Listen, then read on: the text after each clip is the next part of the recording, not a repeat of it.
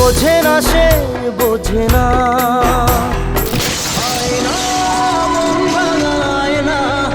আয়না মন ভাঙা আয়না, বোঝে না সে বোঝে না, মন মানে না, এমন জনপ্রিয় অনেক গানে মাতিয়েছেন একটা প্রজন্মকে।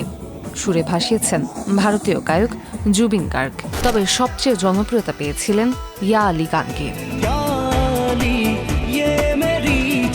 জুবিন গার্গের সঙ্গীতে প্রজন্মের পর প্রজন্ম খুঁজে পেয়েছে আনন্দ, সান্ত্বনা, কিন্তু এখন শূন্যতা, অপূরণীয় শূন্যতা।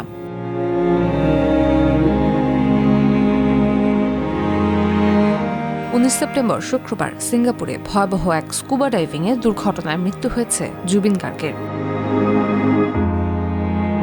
জানা গেছে সিঙ্গাপুর পুলিশ সমুদ্র থেকে তাকে উদ্ধার করে দ্রুত নিয়ে যায় নিকটবর্তী হাসপাতালে। চিকিৎসকরা তাকে বাঁচানোর চেষ্টা করলেও শেষ পর্যন্ত সম্ভব হয়নি।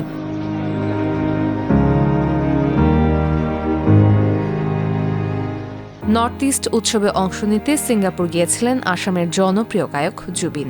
শুক্রবার সে অনুষ্ঠানে তার গাওয়ার কথা ছিল, কিন্তু 52 বছর বয়সে তার হঠাৎ মৃত্যু গোটা ভারতকে স্তব্ধ করে দিয়েছে।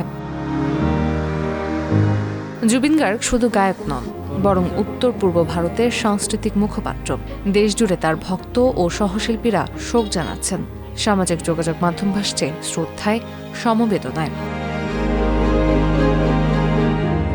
1972 সালের 18 নভেম্বর জন্ম জুবিনের। তিনি ছিলেন একাধারে গায়ক, সঙ্গীত পরিচালক, সুরকার, গীতিকার, সঙ্গীত প্রযোজক, অভিনেতা ও চলচ্চিত্র পরিচালক।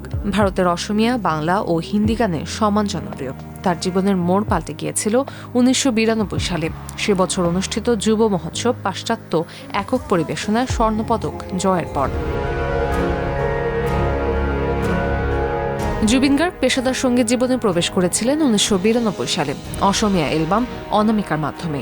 তবে ব্যাপক জনপ্রিয়তা পেয়েছেন 2006 সালে অনুরাগ বসুর গ্যাংস্টার সিনেমার ইয়া আলী গানে কণ্ঠ দিয়ে। বলিউডের এই নক্ষত্র পতনে স্তব্ধ গোটা ভারত। জুবিনের আকস্মিক মৃত্যুতে ভারতের সঙ্গীত জগতে তৈরি হলো এক শূন্যতা। তবে তার গান, কণ্ঠ বেঁচে থাকবে চিরকাল ভক্তদের হৃদয়ে।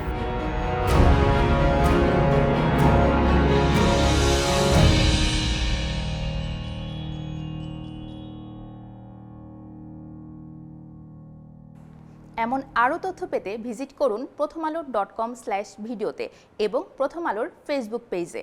সাথে সাথে সাবস্ক্রাইব করুন প্রথম আলোর সব ইউটিউব চ্যানেলে। থাকুন ভালোর সাথে, আলোর পথে।